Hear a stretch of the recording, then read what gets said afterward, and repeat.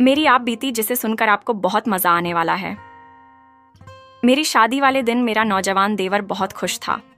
मैंने हमेशा उसे अपना छोटा भाई समझा था और वह भी मुझे भाभी मां कहकर पुकारता था। मेरे पति की मृत्यु के कुछ दिन बाद मुझे अकेले सोने में डर लगता था, इसलिए मैं अपने देवर को अपने साथ बिस्तर पर सुलाने लगी।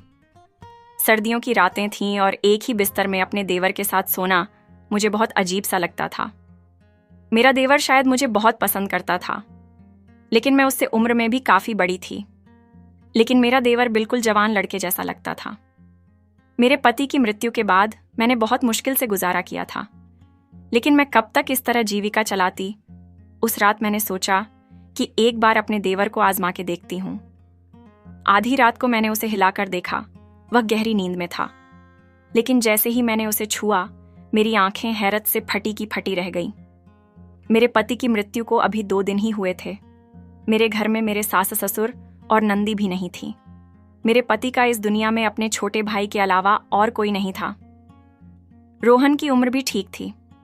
वो मुझसे छोटा था। मैंने उसे कभी छोटे भाई से ज्यादा कुछ नहीं समझा। जब मेरी शादी हुई थी, तब वह मेरी शादी के दिन बहुत खुश था।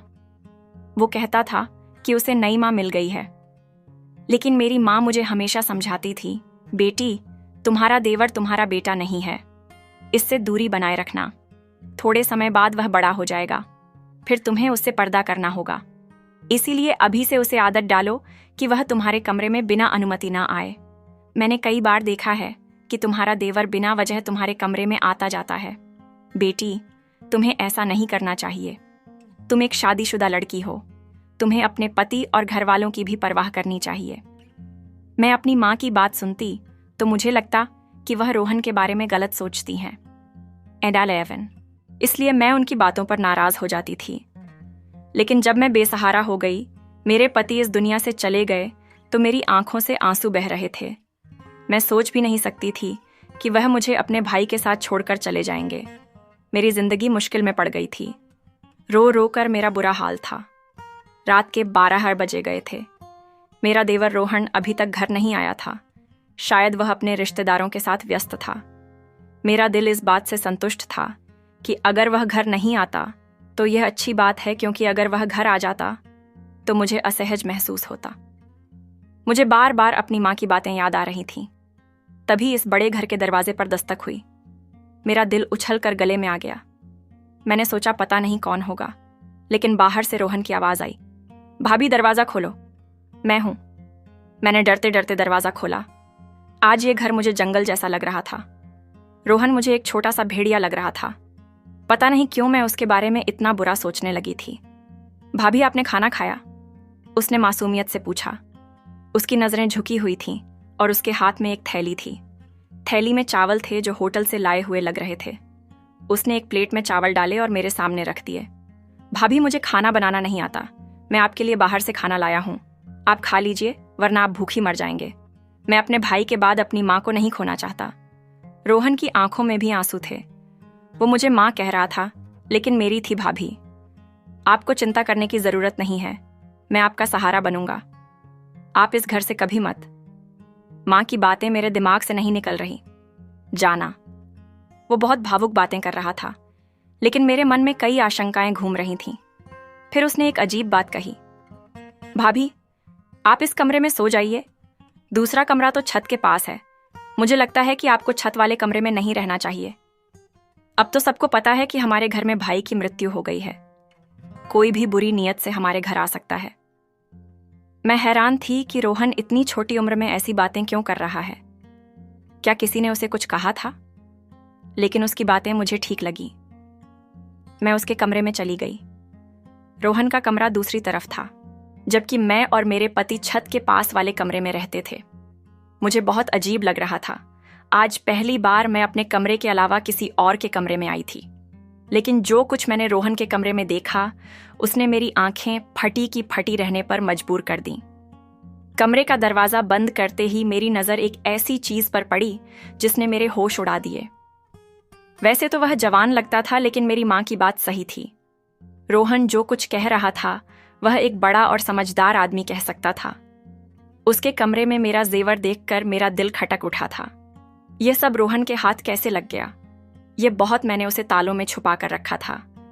लेकिन अजीब बात थी। मैंने सोचा कि सुबह होते ही मैं उससे इस बारे में सवाल करूंगी, लेकिन उस वक्त मुझे बहुत नींद आ रही थी। मैंने और सोने की तैयारी करने लगी। पता नहीं क्यों मुझे बहुत नींद आ रही थी। हालांकि पिछले 2 दिनों से मुझे नींद नहीं आई थी। दरवाजे को अंदर से अच्छी तरह बंद कर लिया, लेकिन आज मुझे लग रहा था कि जैसे रोहन के लाए चावल खाने से मेरी आंखों पर नींद छा रही थी। मैंने सोचा कहीं चावल में कुछ तो नहीं मिला, लेकिन मुझे सोचने का मौका ही नहीं मिला। जब मेरी आंख खुली तो सुबह के 10 बजे थे। मैं हैरान थी कि मुझे आज इतनी नींद कैसे आ गई। पिछले 2 दिनों से मुझे बिल्कुल नींद नहीं आई थी, लेकिन आज चावल खाने के बाद मेरी आंखें ऐसी बंद हुई जैसे किसी को शराब पिला दी हो। मैं हैरान थी। ऐसा तो नहीं होना चाहिए था। मेरे मन में बार बार यही ख्याल आ रहा था कि कहीं रोहन के लाए चावल में कुछ मिलाकर तो नहीं दिया गया। लेकिन रोहन ऐसा क्यों करेगा? मैं आंखें मलते हुए बाहर आई तो देखा कि रोहन किचन में चाय बना रहा था। उसे देखकर मुझे बहुत बुरा लग रहा था। भाभी, आप सो गई थीं। आपको अच्छी नींद आई ना? उसने मेरी तरफ देखकर कहा। मैंने फीके लहजे में कहा, हाँ, आज मुझे बहुत नींद आई। क्यों नहीं आएगी भाभी? मैंने आपके जां चावल में नींद की गोली मिलाई थी। मैंने अपने दोस्त को बताया था कि मेरी भाभी को नींद नहीं आती। उसने कहा कि खाने में नींद की गोली मिला दो, इससे वह आराम से सो जाएंगी। मैं हैरान हो गई कि रोहन इतनी नीच हरकत कैसे कर सकता है। रोहन, तुम ऐसा कैसे सोच सकते हो? तुम अपनी भाभी को बेहोश करना चाहते थे। नहीं भाभी, मैं तो चाहता था कि आपको अच्छी नींद आए। अब आप तरोताजा लग रही हैं। लीजिए, चाय पीजिए। उसने चाय मेरे सामने रख दी। मैं शक में पड़ गई। तुमने इसमें भी कुछ मिलाया तो? नहीं, नहीं भाभी, मैंने तो आपके सुकून के लिए गोली मिलाई थी। आप कहें तो मैं ये चाय आपके सामने पी लेता हूं। चलिए, हम आधी आधी पी लेते हैं। उसने गिलास से चाय के घूंट लिए और मुझे दिखाया। मैं उस पर यकीन कर बैठी। मैंने कहा, ठीक है, मुझे माफ कर दो। मैं तुम्हारे बारे में शक करती हूं। रोहन का चेहरा देखकर मुझे उसकी मासूमियत पर यकीन हो जाता था। उसके चेहरे पर वाकई बहुत मासूमियत थी। मैंने उस दिन उससे कुछ नहीं कहा। मैं जानना चाहती थी कि वह आगे क्या कहेगा, क्योंकि जो कुछ मैंने उसके कमरे में देखा था उसकी कोई माफी नहीं थी। थोड़ी देर बाद उसने खुद ही बात शुरू की। भाभी, मैं आपके जेवर बेचना चाहे एक बहुत ईमानदार अंकल है। वह जेवर बेचकर हमें बहुत पैसे देंगे। हम उन पैसों से एक मकान खरीद लेंगे। इस किराए के मकान में हम कब तक रहेंगे? मकान मालिक परसों किराया लेने आ जाएगा। हमारे पास तो पैसे भी नहीं हैं। रोहन की बात सुनकर मैं हैरान रह गई। मैंने अभी तक ऐसा सोचा भी नहीं था। वह ऐसा कैसे सोच सकता था? मैंने कहा, रोहन, तुम्हें यह ख्याल कैसे आया कि हम नया घर खरीदें? भाभी, मुझे आगे शादी भी करनी है। हमें सारी जिंदगी एक साथ रहना है। हमारे पास अपना घर होना चाहिए। किराए के घर में इंसान सिर्फ जलील होता है। रोहन की बात ठीक थी, इसलिए मैंने जेवर के बारे में कुछ नहीं कहा। लेकिन मुझे डर था कि अगर जेवर बेचकर पैसे, और मेरा देवर नौजवान था, ऐसे में कोई भी हमें आसानी से धोखा दे सकता था।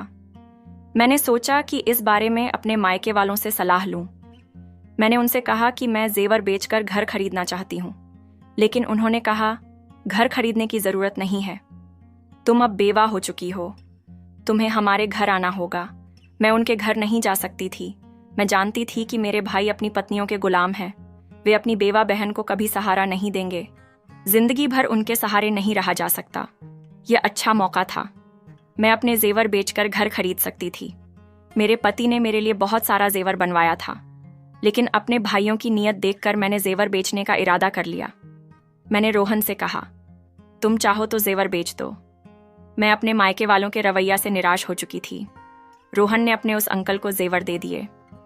2 दिन बाद उन्होंने हमें एक बहुत अच्छी जगह पर घर की चाबी और कागजात दे दिए। मैं इस पूरे प्रकरण पर हैरान थी। 2 दिन में इतनी जल्दी घर कैसे मिल सकता है? लोगों को घर के लिए इतना काम करना पड़ता है, कागजात, इंतकाल और बहुत कुछ। लेकिन जब रोहन ने कागजात मेरे हाथ में दिए तो मैं हैरान रह गई। वह छोटा था, लेकिन उसकी सोच बड़ों जैसी थी। फिर उसने एक अजीब बात कही, भाभी, हम घर साफ कर लेंगे, फिर आपसे जरूरी बात करनी है। उसकी आंखों में एक अजीब सी बेचैनी थी जिसे देखकर मैं समझ नहीं पा रही थी कि वो मुझसे क्या कहना चाहता है। उस वक्त मैं जल्दी में थी। हमने घर में सारा सामान रख दिया था। अब हमें खाने पीने और राशन की चिंता थी। मैंने तो कभी नौकरी भी नहीं की थी। फिर रोहन ये क्यों कह रहा था कि उसे मुझसे जरूरी बात करनी है? मेरे मन में कई सवाल थे, लेकिन मैं चुप रहना चाहती थी। शाम को मैंने सारा सामान अपनी जगह पर रख दिया। वैसे भी हमारा सामान ज्यादा नहीं था। मैंने अच्छा खाना बनाया, बिल्कुल वैसा जैसा मैं अपने पति के लिए बनाया करती थी। मैं रोहन का इंतजार कर रही थी क्योंकि वह इस घर का हिस्सा था। मैं नहीं चाहती थी कि वह बाहर जाकर गंदा खाना खाए। मैंने उसके दिन वह घर नहीं आया। मुझे बहुत अजीब लगा। उसे इस वक्त घर होना चाहिए था। रात के 10 मन बज गए थे। मेरे पति की मृत्यु से फिर बाहर नहीं निकलता था। मुझे डर लग रहा है। बहुत मेहनत से खाना बनाया था, लेकिन उसके पहले वह शाम 5 बजे तक घर आ जाता था और तवा मैं उसका इंतजार करने लगी। रात के 12 बजे उसने दरवाजे पर दस्तक दी। मैंने गुस्से से दरवाजा खोला और उस पर बरस पड़ी। कहाँ चले गए थे रोहन? तुम्हें शर्म नहीं आती? मैं तुम्हारी बेवा भाभी तुम्हारा इंतजार कर रही थी। मैंने तुम्हारे लिए खाना बनाया और तुम होके अपने भाई के जाते ही आवारा हो गए। आखिर ऐसी कौन सी बात है जो तुम घर में नहीं कर सकते? तुम्हें बाहर जाना पड़ता है? अपने दोस्त को यहीं बुला लिया करो भाभी। मैं ऐसा नहीं कर सकता। उसने गुस्से से मुझे देखा, जिससे मैं डर गई। लेकिन वह तो एक बच्चा था। मैंने सोचा कि मैं उसे डरा सकती हूँ। मैं यही सोचकर बात कर रही थी कि वह मुझ पर चिल्ला उठा, भाभी बस करो, मुझे अब आपकी कोई बात नहीं सुननी। जो खाना आपने बनाया उसे आप खुद खा लो। यह कहकर वो अपने कमरे की ओर चला गया। उस वक्त वह किसी 40 साल के मर्द की तरह गुस्सा कर रहा था। मुझे बहुत अफसोस हुआ। वह गुस्से में था, जरूर कोई बात थी। मैंने उसके कमरे में जाकर दस्तक दी। उसने दरवाजा खोला और अजीब नजरों से देखकर बोला, भाभी एक बात कहूं, आप मुझसे शादी कर लो, वरना आप काफिर हो जाएंगी। उसकी बात सुनकर मेरी आंखें फटी की फटी रह गईं। तुम ऐसा कैसे सोच सकते हो कि मैं तुमसे शादी करूंगी? तुम्हारा माँ वाला प्यार कहाँ गया? तुम मुझे सुबह शाम माँ कहते थे। अब क्या हो गया? किसने तुम्हारा दिमाग खराब कर दिया? इतनी नीच बात तुमने कैसे सोची और फिर मुंह से कैसे निकाली? मैं गुस्से से आग बबूला हो रही थी। वह बिना किसी शर्म के मेरे सामने हाथ बांधे खड़ा था और मुझे टकटकी भरी नजरों से देख रहा था। मुझे उसकी नजरों से डर लगने लगा। मैं बोलते बोलते चुप हो गई और अपने कमरे में आकर बैठ गई। मैंने कमरे का दरवाजा अच्छी तरह बंद कर लिया। मेरा दिल जोर जोर से धड़क रहा था। मैं सोच भी नहीं सकती थी कि रोहन ऐसा निकलेगा। मैंने उसे हमेशा अपने बच्चे की तरह समझा था। मेरी कोई संतान नहीं थी, लेकिन मेरे पति ने कहा था कि रोहन को अपनी संतान की तरह पालना। रोहन की बातों से मुझे बहुत तकलीफ हुई। मैंने सोच लिया कि आज के बाद मैं उससे कोई बात नहीं करूंगी। ये घर मेरे नाम था। मैं अकेली भी रह सकती थी। अगर रोहन ने फिर ऐसी हरकत की तो मैं उसे घर से निकाल दूंगी। ये घर मेरे पति के पैसों का था और मेरे नाम पर था। रोहन को इसमें रहने का कोई हक्का नहीं था, अगर वह अपनी भाभी को इज्जत नहीं दे सकता। मेरी खामोशी अब गुस्से में बदल गई थी। सुबह मैंने रोहन के कमरे का दरवाजा जोर जोर से पीटना शुरू किया। फिर मुझे एहसास हुआ कि उसका कमरा अंदर से बंद नहीं। रोहन कहाँ गया? मेरा दिल गुस्से से पागल हो रहा था। मैंने बाहर के दरवाजे की ओर देखा तो वह बाहर से बंद था। इसका मतलब रोहन मुझे घर में कैद करके चला गया था। मुझे उससे नफरत होने लगी। इतनी छोटी उम्र में ऐसी हरकतें।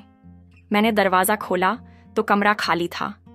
मैंने अपने मायके जाने का फैसला कर लिया, लेकिन फिर याद आया कि मैं इद्दत में हूं। बार बार घर से निकलना ठीक नहीं। मैं बेबस होकर बैठ गई। मेरे पति की मृत्यु को 1 महीना हो चुका था। इस 1 महीने में रोहन कितना बदल गया था। मैं सोच रही थी कि अगर भगवान ने मुझे संतान दी होती तो मैं रोहन के सहारे ना होती। मैं अपनी संतान के सहारे जी लेती। लेकिन अब मैं उसे क्या कहूं? मेरा तो उससे कोई रिश्ता भी नहीं था। जिस शख्स की वजह से रिश्ता था वह इस दुनिया से चला गया। मैंने सोच लिया कि रोहन आएगा तो मैं उससे साफ साफ कहूंगी कि वह इस घर में नहीं रह सकता। शाम को अभी रात शुरू भी नहीं हुई थी कि मेरे घर के दरवाजे पर जोर जोर से दस्तक होने लगी। मैंने सोचा कि शायद रोहन होगा, लेकिन जब मैंने दरवाजा खोला तो सामने 3-4 आदमी खड़े थे। वे गुस्से में लग रहे थे।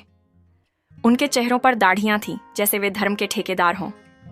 उन्होंने कहा, बेबी तुम यहां अकेले रहती हो? मैंने कहा, हाँ, मैं अकेली रहती हूँ। वे बोले, झूठ बोल रही हो, तुम्हारा देवर भी तुम्हारे साथ रहता है, वह अब भी घर में ही होगा। यह लोग इस मोहल्ले को गंदा कर रहे हैं, इन्हें यहां से बेघर कर देना चाहिए। मैंने कहा, भाई साहब, हमने क्या किया? अरे तुमने क्या किया, ये तुम हमसे पूछ रही हो? तुम अपने नौजवान देवर के साथ अकेले रहती हो। तुम्हें पता है कि तुम्हारा पति मर गया है। तुम बेवा हो। अपने माँ बाप के घर जाओ, यहाँ शराफत से रहो। हमारे यहाँ भी बहनें बेटियां रहती हैं। ऐसे लोगों को हम बर्दाश्त नहीं करेंगे। मुझे उन पर बहुत गुस्सा आया, लेकिन मैं उनसे उलझना नहीं चाहती थी। मैंने उनके मुंह पर दरवाज़ा बंद कर दिया। मेरी आंखों से आंसू बहने लगे। ये सब रोहन का किया धरा था। मैंने अपना सामान बांधना शुरू कर दिया। यहाँ रहना मेरे लिए मुश्किल हो गया था। मैं जानती थी कि रोहन ने ही मेरे बारे में ऐसी बातें फैलाई होंगी कि मैं बहुत गुनाहगार औरत हूँ। सच कहते हैं, यह दुनिया अकेली औरत को खा जाती है। भगवान सबकी इज्जत की हिफाजत करें। तो दोस्तों, अगर आपको यह कहानी पसंद आई तो इसे लाइक करें और नर चैनल को सब्सक्राइब करें।